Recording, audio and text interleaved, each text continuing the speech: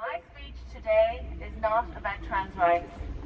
I'm not here to talk about genuine trans-identified people, many of whom contact me regularly because they're appalled at what's been done in their name. Instead, I'm here to talk about the erosion of women's rights and child safeguarding that's happening as a direct result of modern-day trans activism. We are among a handful of countries in the world who have brought in full self-ID. Elsewhere, this system is overseen by a panel of doctors and lawyers. But in Ireland, there is no gatekeeping whatsoever.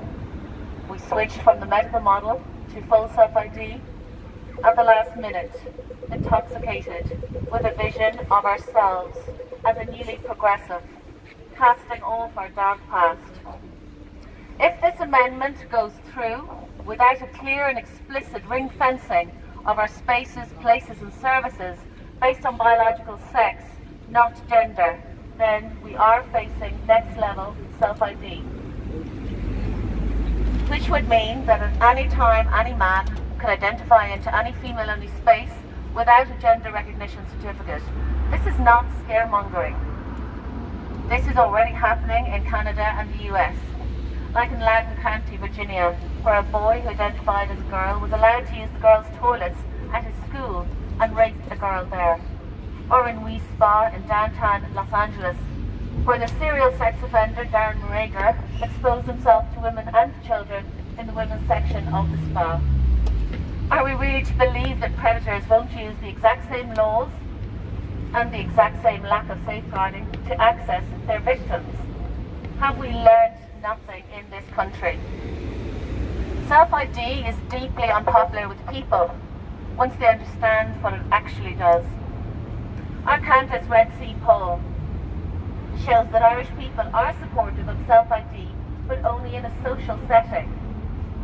They want our spaces and services separated on the basis of biological sex, not gender identity. Our poll showed that fewer than 1 in 5 people in Ireland support self-ID, and that is why activists have to push through these bills to enforce gender ideology on the people.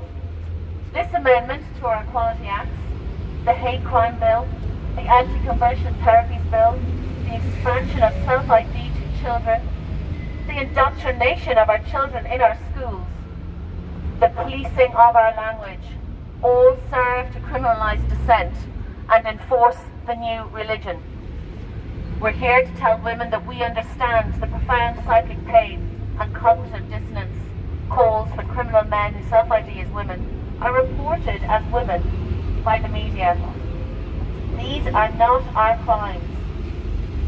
When mothers are called birthing parents, not mothers, having grown a human being inside them, and a new organ presented to nourish it. When only little girls are held down and cut with a scalpel, yet they are people with vulvas. When there are 200 million fewer girls in the world because they are aborted or killed before they take their first breath. When Irish women are still being dragged through the courts and mothers are dying because the state covered up its own incompetence in the cervical check scandal. When women who gave birth on tables, goaded by nuns, are told they were not abused. When 80-year-olds have to fight the state in the courts and a healthcare system that oversaw a policy of cutting their pelvises in half. None of these things happen to people. They happen to women and girls who cannot identify out of their oppression. We do not accept this dehumanizing language from the media and from our legislators, who have excised the word mother and the word woman from 7 bills retroactively. We stand with the incarcerated women of Ireland, 80% of whom are mothers, 95% of whom are non-violent petty offenders, imprisoned for crimes related to poverty, to addiction, to coercive relationships. They should not even be in prison, but as I speak to you here today, they are, and they're housed with fully intact male prisoners, one of whom raped his stepson, his 4-year-old stepson, for 2 years threatening to break the little boy's arms and legs if he told anyone. That man was given a gender recognition certificate, and it gets worse. Initially, he was housed in the Doka Centre, the unit for mothers and their infants. We stand with the incarcerated women of California who are handed condoms and given extra time if they misgender their assailants. If your head is exploding right now, don't worry, you're normal. Your reaction is normal. You just didn't realise that we're in the upside down, a place where we no longer keep rapists apart from women to keep women safe, but we imprison them with women.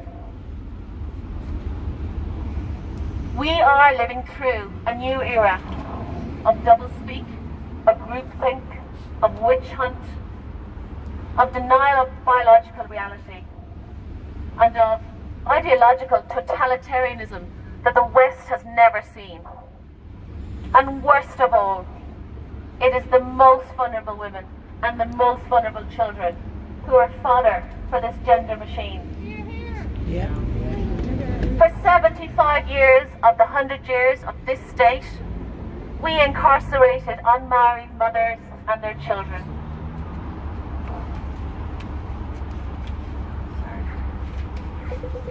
Those children were allowed to die in dying rooms. They were buried in unmarked graves. Those graves are yet unexhumed. The ones who lived were sold. Everybody knew. These laws are a new turn of that same wheel.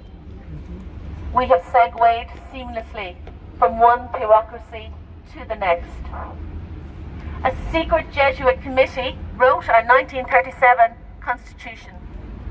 And now, unelected, unrepresentative activists are grooming our politicians and pushing through these laws. We Irish are historically very good at doing the dumb thing. We keep the head down, we say nothing. The famine, colonialism, and the church all intertwined to hardwire this into our collective consciousness. But unlike those men and women who came before us and looked the other way, we will not be cowed. We do not submit to the new religion, and we will be heard.